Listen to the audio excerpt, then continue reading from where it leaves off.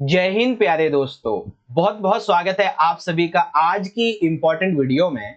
और आज हम डिस्कस करेंगे बच्चों क्लास 11th की हिस्ट्री यानी कि इतिहास के मिड टर्म एग्जाम के सैंपल क्वेश्चन पेपर के बारे में, जो कि आपका 2023 और 24 के सेशन के लिए होने वाला है। और आज का ये पेपर बच्चों आपको डेफिनेटली आपके हिस्ट्री के मिड टर्म के एग्जाम में बहुत ज्यादा हेल्प करेगा, क्योंकि यहाँ पर हम मोस्ट इंपॉर्टेंट जो क्वेश्चंस हैं उसको पेपर में डिस्कस करने वाले हैं। ठीक है बच्चों, तो आइए शुरुआत करते हैं बिना देरी करते हुए। तो देखिए पेपर जो है वो आपका 3 घंटे का आएगा। पेपर की वेटेज आपकी 80 मार्क्स की आएगी। और यहाँ पे अगर हम पेपर का पैटर्न समझें तो आप देखेंगे कि पेपर में आपको कुछ विकल्प भी मिलेंगे और साथ ही पेपर में जो है टोटल आपके यहाँ पे 6 खंड होंगे। ठीक है, इससे पहले की जो वीडियो थी इस पेपर की, उसमें मैंने आपको 3 खंड समझा दिए थे। ठीक है, इस पेपर के पार्ट 1, ठीक है, पार्ट 1 में 3 खंड आपको समझा दिए थे। खंड नंबर का जिसमें हमारे टोटल 20 एमसीक्यू थे, ये आपको समझा चुका हूं पहले ही।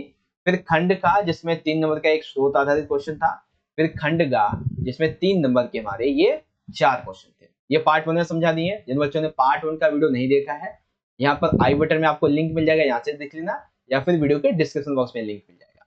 ठीक है, आज जो है ये हमारा रहेगा आज का पार्ट नंबर 2।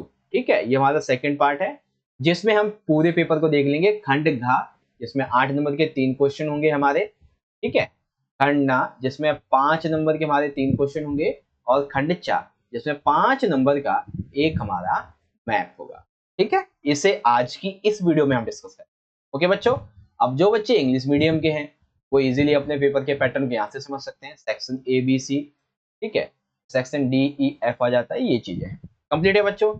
अच्छा देखिए कल के पेपर में हमने क्या क्या डिस्कस कर लिया था। कल हमने आपको बताया था, यहाँ पे आप देखेंगे तो section number A multiple choice questions के बारे में। ठीक है, फिर यहाँ पे हमारा अगला सेक्शन आया था, आपको दिखाऊं मैं तो ये रहा, देखो section number be source based यानी कि स्रोत आधारित जो क्वेश्चन था उसके बारे में। और फिर आया था खंड number C short answer type question के बारे में। ठीक है, तो ये तो हमारी कल की वीडियो का था।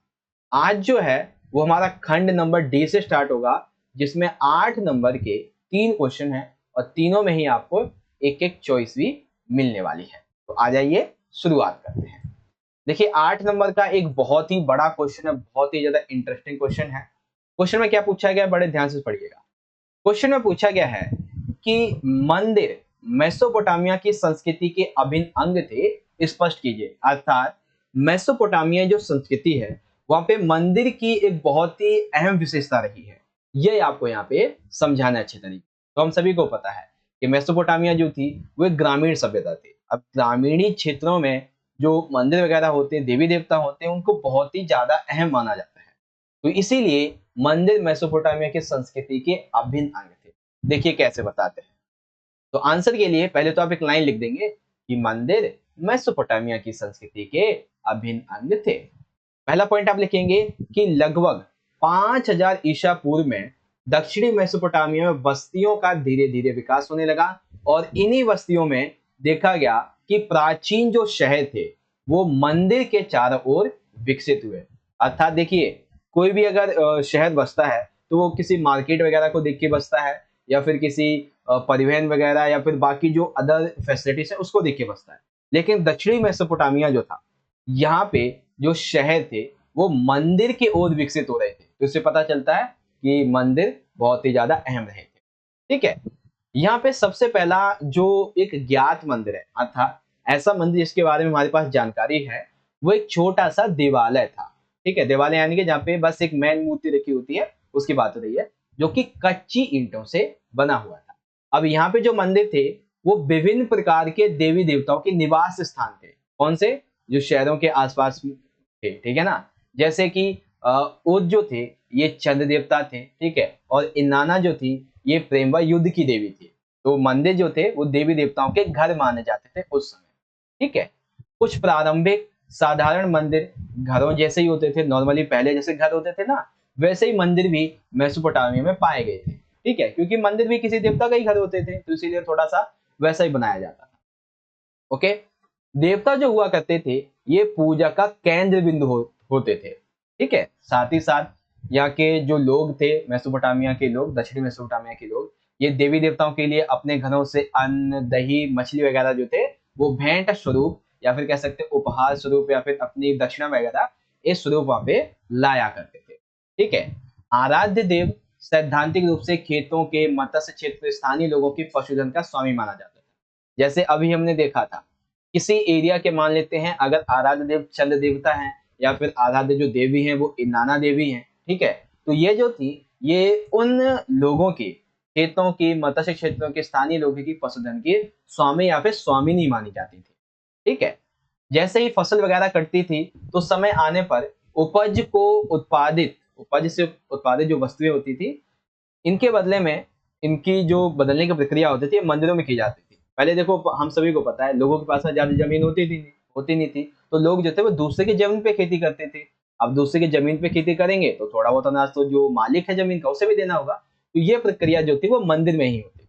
ठीक है।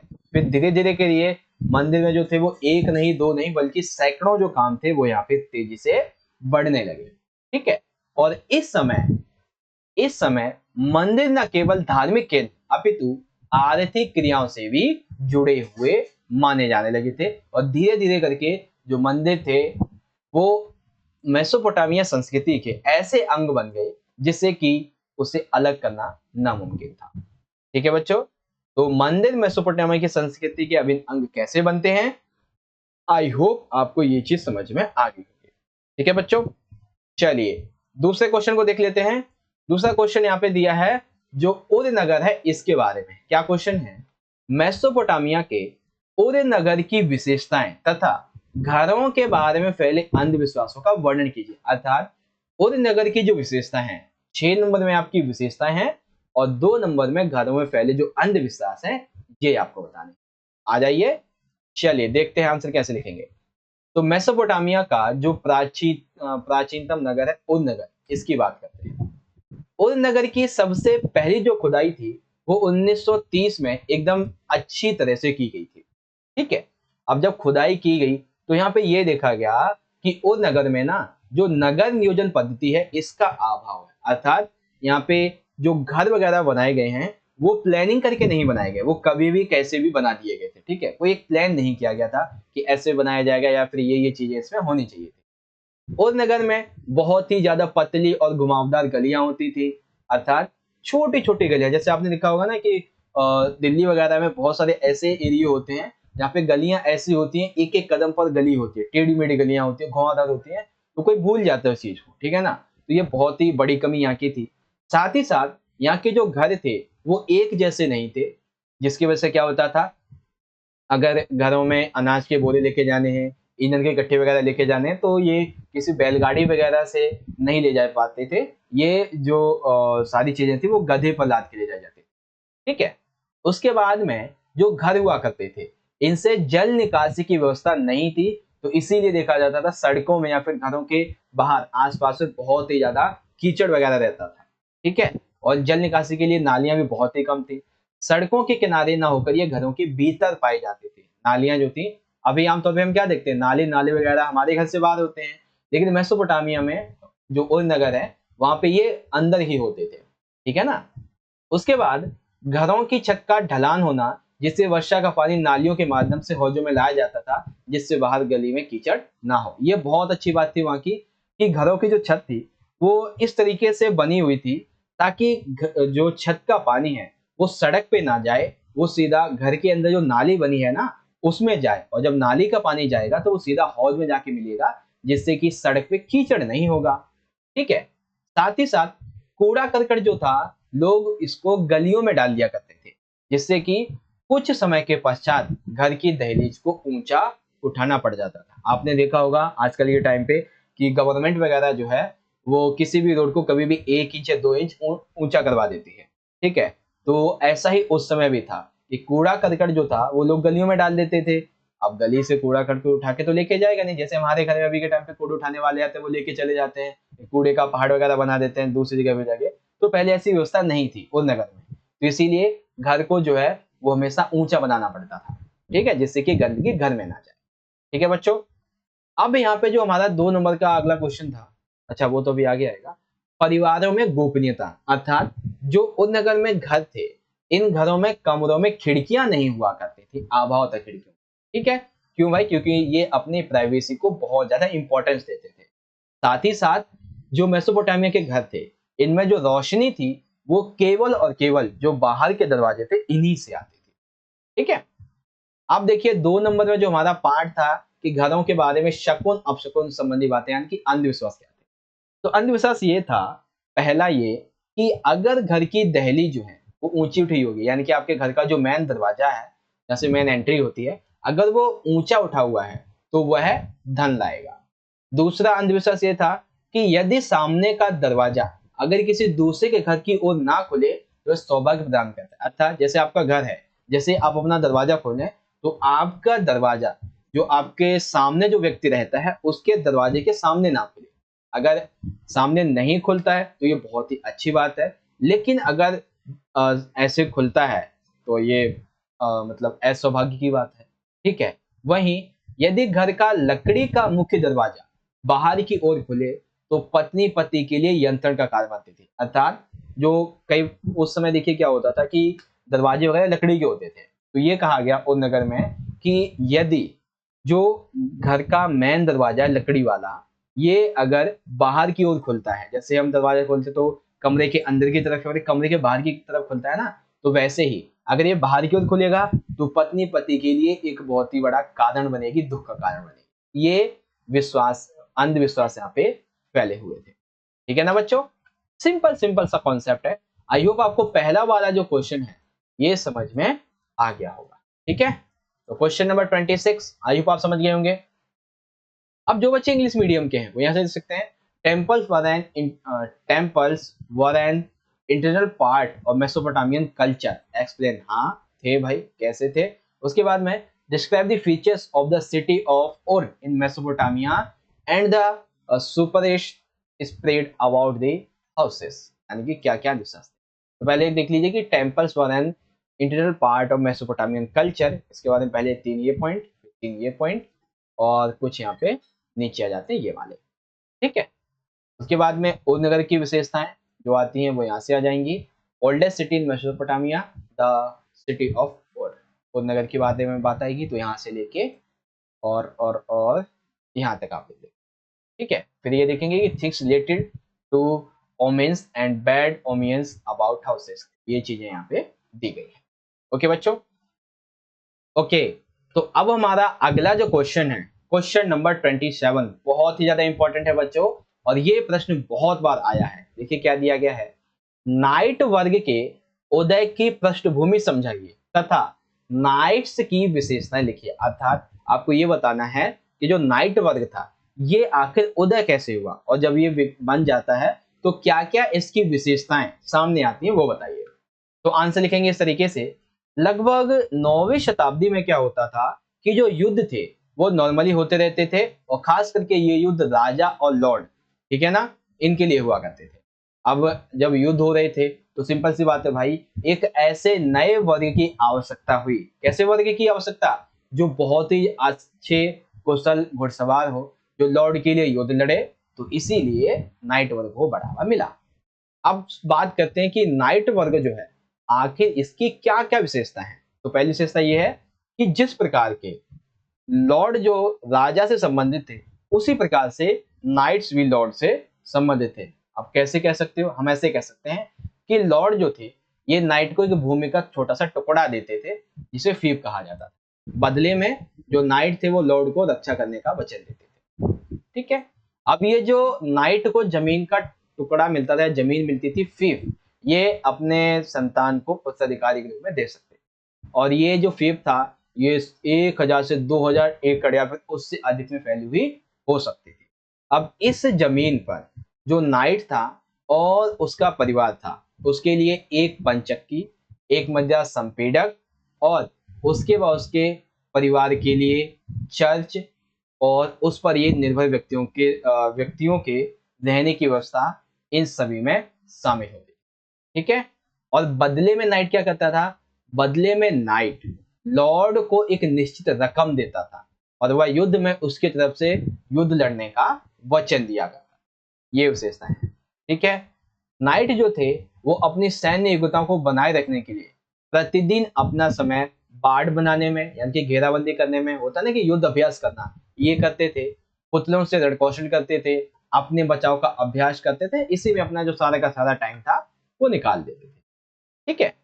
सातवां, नाइट जो थे ये अपनी सेवाएं किसी दूसरे लॉर्ड को भी दे सकते थे। जैसे किसी नाइट का लॉर्ड ए है और बी को अगर सेवा चाहिए, वो अनुग्रह करता है, आग्रह करता है, विनती करता है, तो नाइट अपनी सेवा दे सकता था, लेकिन उसके लिए सबसे प्रथम जो निष्ठा है वो उसके पहले वाले लॉर्ड के लिए होगी। ठीक है ना, क्योंकि देखो सैनिक है तो दूसरे लॉर्ड को अपनी सेवा दे सकता है, लेकिन पहले से अपने वाले से जो है वो आज्ञा लेनी पड़ती। ठीक है बच्चों, तो ये है नाइट्स की विशेषताएं। बहुत ही सिंपल सिंपल सा बच्चों, आई होप आपको समझ में आ चुका होगा नाइट के बारे में सारी की सारी बातें। चलिए सेकंड क्वेश्चन को देखते हैं। 14वीं शताब्दी के आरंभ में यूरोप का जो आर्थिक विस्तार था ये धीमा पड़ने लगा। इसका संरचनात्मक परीक्षण कीजिए। अरे सर जी इतना कठिन क्वेश्चन, ये संरचनात्मक जो परीक्षण है इसका तो हमें मतलब ही नहीं पता। देखो भाई सिंपल सी बात है, बस आपको जो बात पूछी गई है कि 14वीं शताब्दी के आरंभ में जो यूरोप का आर्थिक विस्तार धीमा पड़ गया था, आपको यही बता देना है क्यों पड़ गया था, सिंपल सा। ठीक है बच्चों, आइए देखते हैं। तो आंसर लिखेंगे 14वीं शताब्दी के आरंभ में यूरोप का आर्थिक विस्तार धीमा पड़ने के कारण निम्नलिखित हैं। चलिए पहला कारण, लगभग 13वीं शताब्दी के अंत तक उत्तरी यूरोप में जो तेज ग्रीष्म ऋतु थी, गर्मी की जो ऋतु थी, अब वो बहुत ही कम हो गई थी। अब उसका स्थान ले लिया था शीत ऋतु ने, अर्थात जो बहुत ही ज्यादा एक सेकंड अच्छा, तेज ग्रीष्म ऋतु है, उसके बाद में जो ठंडी ग्रीष्म ऋतु थी उसने स्थान ले लिया था। ठीक है। अब इस मौसम बदलने की वजह से क्या हुआ कि जो फसल की पैदावार के मौसम थे ये बहुत ज्यादा छोटे होते चले गए, जिससे फसल अच्छी नहीं हो पा रही थी। तूफान बहुत आ रहे थे, सागरीय बाढ़ें बहुत आ रही थी, जिसकी वजह से फार्म जो थे वो बहुत ही ज्यादा खराब हो रहे थे, जिसके चलते सरकार जो थी उसे आमदनी, सरकार के जो कर थे उसमें आमदनी कम होने लगी। ठीक है। जहां पहले गहन जुताई की जाती थी और 3 फसलें उगाई जाती थी, जिसकी वजह से जो भूमि की उपजाऊपन क्षमता थी अब वो भी खत्म हो गई, तो 3 फसलें भी नहीं उगा सकते थे। ठीक है। साथ ही साथ जो चरागाह थे यानी कि जहाँ पे पशु वगैरह चराए जाते थे उनकी कमी हो गई। अब जब चरागाह की कमी होगी तो सिंपल सी बात है जो पशु होंगे इनकी संख्या में कमी होगी, क्योंकि उन्हें चरने के लिए कोई जगह मिलेगी नहीं, है ना। अब इन सभी कारणों की वजह से क्या हुआ कि जनसंख्या जो वृद्धि थी ये जैसे जैसे तेजी से बढ़ रही थी, वैसे ही जो संसाधन यूरोप में उपलब्ध थे वो अब कम पड़ते जा रहे थे। जैसे पहले संख्या अगर 100 है और रुपए 10 हैं तो 10 में एक एक रुपया 10 बंदों को मिलता है, लेकिन अभी भी रुपए तो 10 ही हैं, लेकिन जनसंख्या अब 200 है, तो जो कंज्यूमर्स है वो तो ज्यादा हो गए। ठीक है ना, तो इसीलिए जनसंख्या वृद्धि हुई लेकिन संसाधन उतने ही थे, जिससे बहुत ही गहरा असर पड़ा। ठीक है। इन सभी की वजह से लगभग 1315-17 के आसपास यूरोप में एक बहुत ही बड़ा भयंकर अकाल पड़ा और 1320 में कई सैकड़ों की संख्या में, कई हजारों की संख्या में जो पशु थे, जो जानवर थे, इनकी मृत्यु होती चली गई। ठीक है। व्यापार की बात आ जाती है तो ऑस्ट्रिया व सर्बिया, यहाँ पर जो चांदी की खानें थी इनमें चांदी का उत्पादन बहुत कम होने लगा, जिसकी वजह से मुद्रा का व्यापार कम हो गया। जलपोतों के साथ में जब व्यापार होता था तो समुद्र के रास्ते से होता था, तो समुद्र के रास्ते में जो जलपोत, जो जहाज वगैरह आते थे, वहां से ऐसे चूहे आए जो अपने साथ एक बहुत ही बड़ी महामारी लेकर आए, जिसका नाम था ब्यूबोनिक प्लेग महामारी, जिसकी वजह से लाखों लोग ग्रसित हुए और उनकी मृत्यु हो गई। अब देखिए जितने लोग बचे हैं उसमें कुछ मजदूर थे, तो जब मजदूरों की संख्या में कमी आ गई तो वही मजदूरों ने, जहां उन्हें 10 रुपए मिलते थे और उन्होंने कहा हमें 25 रुपए चाहिए, तो लगभग मजदूरी 250% तक बढ़ चुकी थी। ठीक है। अब इनको देखते हुए यूरोपीय गवर्नमेंट ने एक नई शासन, मतलब राजा ने, उस समय गवर्नमेंट कह लो राजा कह लो वट जो उस टाइम पे था लीडर जो भी हो, ठीक है ना, तो उसने नई शासन व्यवस्था लागू की। लेकिन ये जो नई शासन व्यवस्था लागू की, जिसमें सबसे टॉप पे पहले क्या होता था, राजा होते थे, लेकिन अब राजा नहीं था, बल्कि अब जो था ये अब व्यापक दरबारी समाज और आश्रयदाता अनुयायी तंत्र का केंद्र बिंदु था, अर्थात राजा को अब हटा दिया गया था। तो ये सभी रीजंस थे जिसकी वजह से लगभग 14वीं शताब्दी के आरंभ में यूरोप का जो आर्थिक विस्तार था वो बहुत ही ज्यादा धीमा पड़ गया था। ठीक है बच्चों, ये वाला क्वेश्चन भी समझ में आ गया। देखिए 8-8 नंबर के क्वेश्चन बहुत ही ज्यादा इंपॉर्टेंट है, याद कर लेना इन क्वेश्चन को। ठीक है, तो ये दोनों क्वेश्चन आपको समझ में आ गए ना, नाइट के बारे में और जो यूरोप में कैसे कैसे विस्तार धीमा पड़ा था, ये सारी चीजें। अब इनको इंग्लिश में देखते हैं। Explain the background of the rise of knightly classes and write the characteristics of knights. तो नाइट्स का उदय कैसे होता है और फीचर्स क्या है नाइट के, वो भी आप इजीली यहाँ से देख सकते हैं। ठीक है, यहाँ पे मैंने आपको दिखा दिया है। आगे देखते हैं कि economic expansion in Europe began to slow down in early 14th century, critically examined. तो आइए देखते हैं कैसे हुआ था भाई ये सब। जी हाँ बच्चों, ये कुछ इस तरह से हुआ था। पॉइंट आपके सामने है।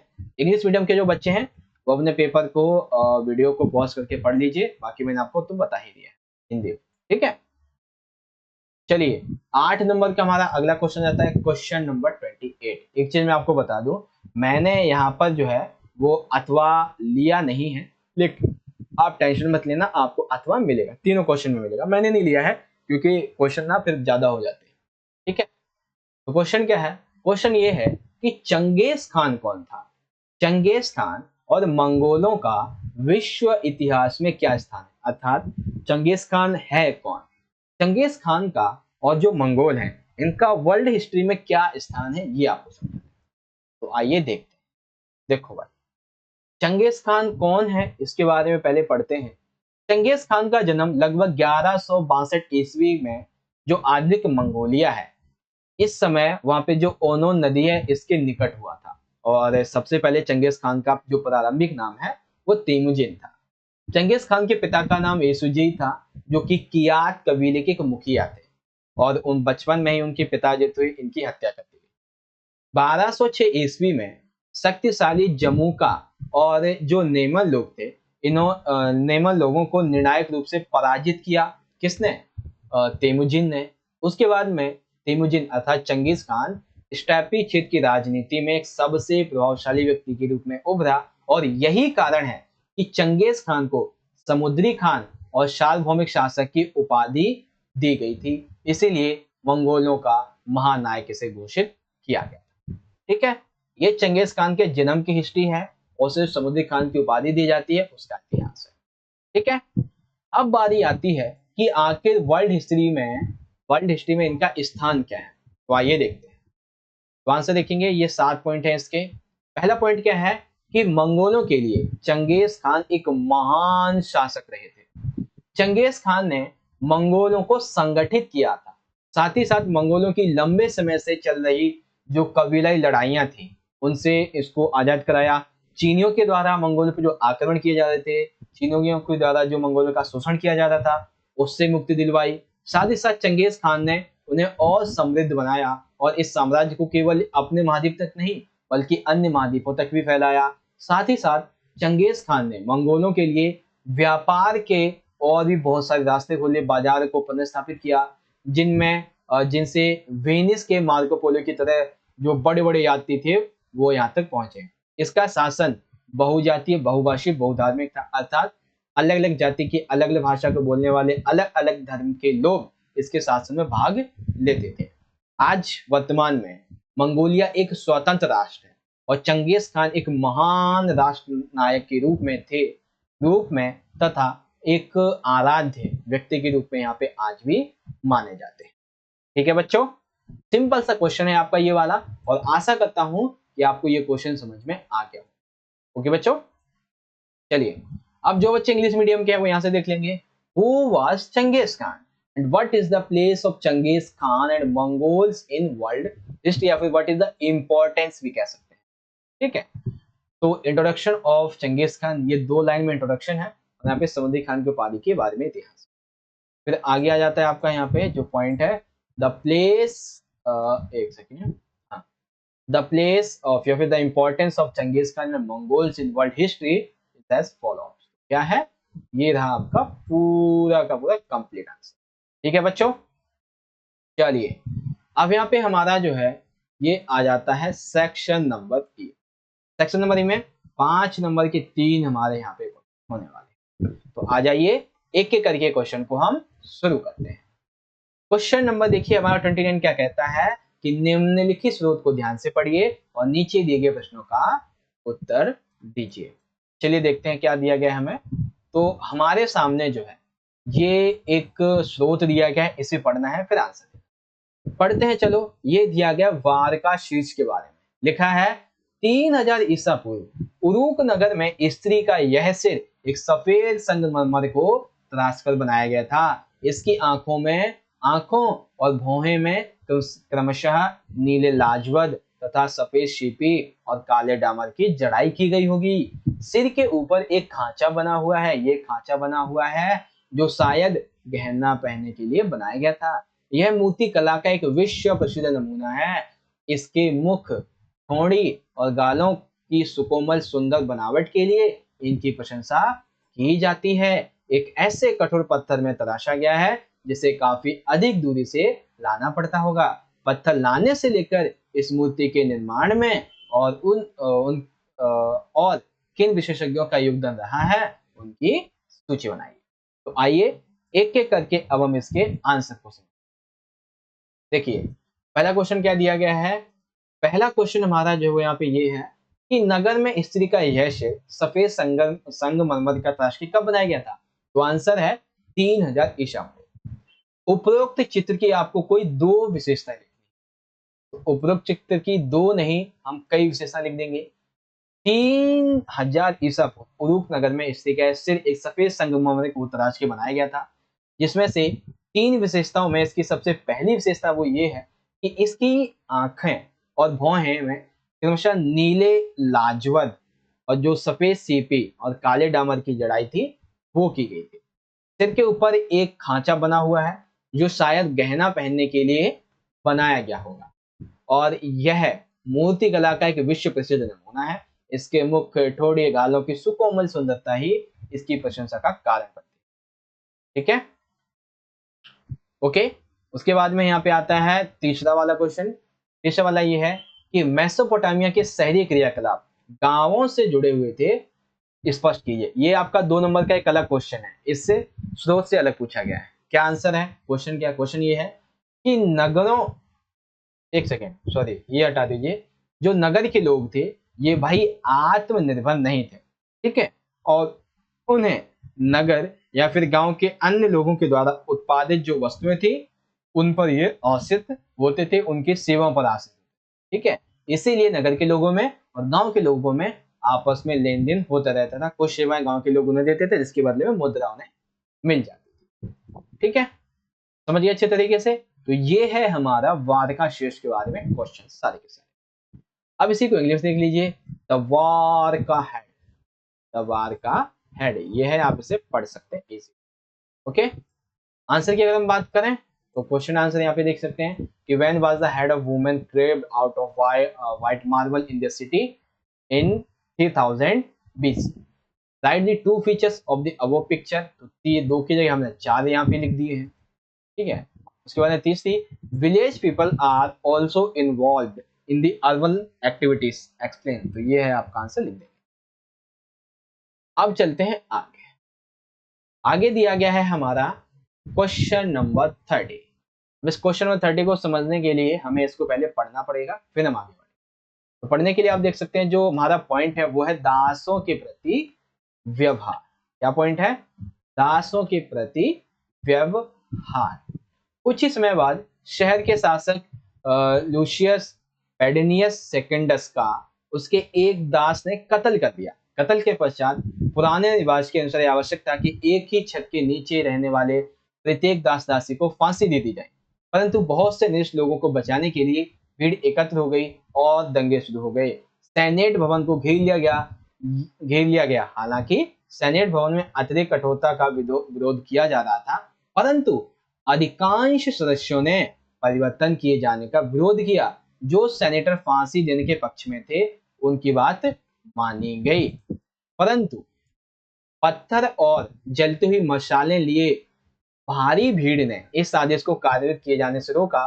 नीरो ने अभिलेख के द्वारा इन लोगों को फटकार लगाई और उन सारे मार्गों पर सेना लगा दी जहां सैनिकों ने दोषियों को फांसी चढ़ाने के लिए ले जाया जाता था।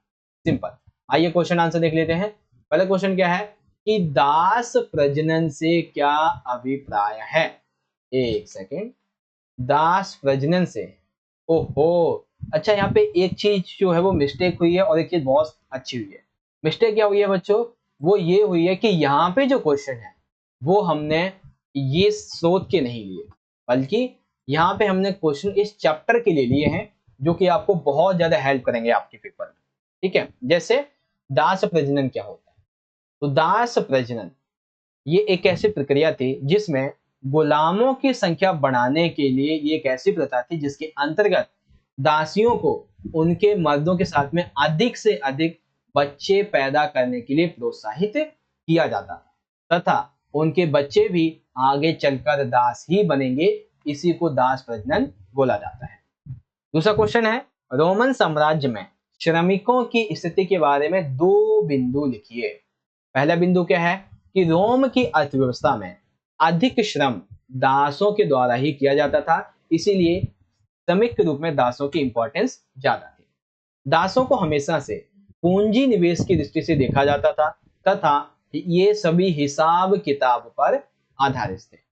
फिर ये जो गुलाम होते थे इनका इस्तेमाल कहाँ होता था, जहां फसल की कटाई के लिए उनकी बहुत बड़ी संख्या में आवश्यकता होती थी वहां पे उनको उपयोग लाया जाता था, या फिर ऐसी जगह जहाँ पे आम व्यक्ति यदि काम करने जाएगा तो उसके स्वास्थ्य को, जैसे मलेरिया बीमारी का नुकसान होगा, तो इन जगह पर इन दासों से काम करवाया जाता था। ये चीजें हैं। ठीक है, अगला, कोलू मेला के द्वारा बताए गए श्रमिक नियंत्रण के तरीके का वर्णन कीजिए। तो मुक्त हो या फिर दास हो, दोनों ही प्रकार के दासों के लिए निरीक्षण करना बहुत ही महत्वपूर्ण पहलू था। कोलू मेला का कहना यह था कि हमें 10-10 श्रमिकों का एक समूह बनाना चाहिए जिसमें कि ये पहचानना बहुत ही आसान हो जाए कि कौन सा जो दास है वो काम कर रहा है और कौन सा दास काम चोरी कर रहा है। ठीक है ना, तो ये चीज थी दास प्रजनन, रोमन साम्राज्य में श्रमिकों की स्थिति, और कोलू मेला द्वारा बताया गया श्रमिक नियंत्रण के तरीके। हालांकि ये मैंने स्रोत से तो नहीं लिया, लेकिन हाँ क्वेश्चन बहुत important. On the treatment of slaves, ये आप देख सकते हैं यहाँ पे दिया गया है। What do you understand by breeding, what do you understand by breeding, तो आंसर आप यहाँ से यहाँ तक लिख देंगे। Write any 2 points about the condition of the labourers in the Roman empire, दो की जगह आप ये 3 लीजिए। उसके बाद डिस्क्राइब, ठीक है, एक सेकेंड, हाँ, describe the method of labour control given by columella, इस तरीके से। ठीक है, अगला जाता है 31। अब इस 31 में देखिए ये दिया गया है बुखारा पर कब्जा, इसके बाद तो आइए इसे भी पढ़ते हैं। परवर्ती 13वीं शताब्दी के ईरान के मंगोल शासकों के एक फारसी इतिवृत्त का जिसका नाम था जुवैनी, इन्होंने 1200 ईस्वी में बुखारा की विजय का वृत्तांत दिया। जुवैनी के कथा अनुसार नगर की विजय के बाद चंगेज खान उत्सव मैदान में गया जहां पर नगर के धनी व्यापारी एकत्रित थे। उसने उन्हें संबोधित करते हुए कहा, अरे लोगों, तुम्हें यह ज्ञात होना चाहिए कि तुम लोगों ने अनेक पाप किए हैं और तुम में से जो अधिक संपन्न लोग हैं उन्होंने सबसे ज्यादा पाप किए हैं। अगर तुम मुझसे पूछो कि इसका मेरे पास क्या प्रमाण है, तो मैं इसके लिए कहूंगा कि मैं ईश्वर का दंड हूं। यदि तुमने पाप ना किए होते तो ईश्वर ने मुझे दंड हेतु तुम्हारे पास ना भेजा होता। अब कोई व्यक्ति बुखारा पर अधिकार होने के बाद खुरासान भाग गया था। उससे नगर के भाग्य के बारे में पूछने पर उसने उत्तर दिया, वे नगर आए, दीवारों को ध्वस्त कर दिया, जला दिया, लोगों का वध किया, लूटा, चल लिए। ये है। तो आइए एक एक करके इसको समझते हैं क्वेश्चन को। क्वेश्चन क्या है कि फारसी इतिवृत्त का जुवैनी ने कब बुखारा की विजय का वृत्तांत लिखा, तो 1220 ईस्वी। उपरोक्त विवरण में जुवैनी के दृष्टिकोण का वर्णन कीजिए। वह जुवैनी का दृष्टिकोण क्या है, जुवैनी का जो दृष्टिकोण है वो ये है कि नगर विजय के बारे में चंगेज खान उस मैदान में गया जहाँ पे नगर के धनी व्यापारी एकत्रित हुए थे, उन्हें संबोधित कर रहे थे, अरे लोगों ये वाली बात आ जाएगी। ठीक है, अगर तुम मुझसे पूछो मेरे पास क्या प्रमाण है तो मैं दंड हूं, इस तरीके से ये बातें लिखनी है। ठीक है, उसके बाद स्टेपी निवासियों के इतिहास के विषय में हमें किन किन बातों से पता चलता है, तो नगरीय साहित्यकारों के दस्तावेजों से, पुरानायक स्रोत जैसे चीनी, मंगोली, फारसी और अरबी भाषा में उपलब्ध जो दस्तावेज हैं, स्रोत वगैरह हैं, उनसे हमें पता चलता है। ठीक है बच्चों, आगे समझ में आपको ये तीसरा वाला भी ओके, चलिए आगे देखते हैं। अब आता है इंग्लिश में द कैप्चर ऑफ बुखारा। तो क्वेश्चन क्या क्या है आपके सामने देख सकते हैं कि when did the Persian chronicler Juvaini give the account of the victory 2000 sorry 1220 AD। Explain Juvaini's point of view on the above description. छोटा सा पार्ट ये है, ओके, छोटा सा पार्ट एक ये वाला है। फिर आ जाता है from what source do we get information about the history of the step developers, ये चीज। ओके बच्चों, तो अब यहाँ पे आ जाता है हमारा सेक्शन नंबर F, जिसमें 5 नंबर का है यहाँ पर हमारा मैप। तो आ जाइए देखते हैं मैप में कैसा क्वेश्चन है। तो मैप में देखिए क्या दिया गया है। मैप में है कि पश्चिमी यूरोप के दिए गए रेखा मानचित्र, इन्हीं 5 देशों को अंकित कर नाम लिखिए। यहाँ पे देखिए अंकित कर नाम लिखने की जहां तक बात है, यहाँ पे मैंने अंकित तो कर दिया है, ठीक है, ये आप देखिए मैंने अंकित कर दिया है। अब आपको इसके पहचानने हैं कि ये कौन सी क्या क्या चीज है, जिसमें आप देखेंगे तो सबसे पहला आपका ये वाला है, ठीक है, फिर दूसरा आपका जो है वो ये आ जाता है, फिर तीसरा आपका यहाँ पर आ जाता है, चौथा आपका यहाँ पर आ जाता है, और पांचवा आपका यहाँ पर आ जाता है। एक एक करके समझते हैं कि कौन सा क्या क्या है। तो देखिए ये जो एक भरा हुआ मैप है मैंने ये ले लिया है, तो ऊपर से शुरुआत करेंगे। तो ऊपर से देखिए जब हम शुरुआत करते हैं तो यहाँ पे आप देखेंगे ये जो है ना ये वाला, ये सबसे पहला हमने कौन सा मार्क कर रखा है ये देखें पहले तो, ठीक है, दूसरे नंबर पे मार्क कर रखा है। दूसरे नंबर पे है लंदन और पहले नंबर पे है पेरिस, ठीक है। उसके बाद में फिर यहाँ पे और क्या क्या दिया हुआ है, चौथा यहाँ पे है, तीसरा यहाँ पे, पांचवा यहाँ पे। तो पहले तीसरा देखते हैं, नीचे की तरफ है, ये रहा, इसे आप रोम बोलेंगे। तो क्या बोलेंगे, तीसरे को आप रोम बोलेंगे, ठीक है। और जो चौथा यहाँ पे दिया हुआ है ये है वियना, या फिर आप ऑस्ट्रिया कह सकते हैं, ठीक है। फिर यहाँ पे आ जाता है पांचवा, तो पांचवा है स्पेन कह सकते हैं आप, या फिर मेड्रिड कह सकते हैं, ये चीज, ठीक है। तो ये आपका मैप है कॉन्सेप्ट। क्या क्या भाई, पहला वाला है आपका पेरिस, पहला है पेरिस, दूसरा है लंदन, तीसरा है रोम, पांचवा है मेड्रिड, ठीक है। और जो चौथा वाला पॉइंट है वो क्या था हमारा, वियना, ये है वियना, इस तरह से, ठीक है बच्चों। तो आगे मैप आपको समझ अच्छे तरीके से, देखिए 40 मिनट हमारे अराउंड हो चुके हैं, और जहां तक मुझे लगता है कि आपको पेपर जो है बहुत अच्छे से समझ में आ चुका होगा। देखिए पेपर का पूरा कॉन्सेप्ट आपको मैं बहुत अच्छे तरीके से समझा चुका हूँ, कैसा पेपर आएगा कैसा नहीं आएगा, सारी की सारी चीजें, खंड का, खा और गा आपको पार्ट 1 में समझा दिए थे, घा ना चा ये आपको आज मैंने पार्ट 2 में समझा, ठीक है बच्चों। तो आशा करता हूँ कि आज की ये वीडियो आपको अच्छी लगी होगी।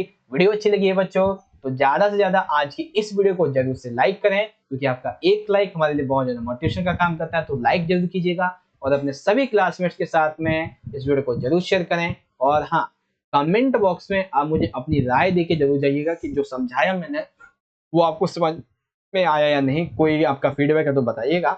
बाकी अगर आपने अभी तक चैनल को सब्सक्राइब नहीं किया तो कर लीजिएगा, और सब्सक्राइब करने के बाद में बगल में एक बेल का आइकन दिखेगा, उस पे आपको ऑल पे सेट कर देना ताकि आने वाली वीडियोस के नोटिफिकेशन सबसे पहले आप तक पहुंच सके। तो मिलते हैं आपसे अगली वीडियो में, और इस वीडियो को देखने के लिए आप सभी बच्चों का बहुत बहुत धन्यवाद। जय हिंद, वंदे मातरम।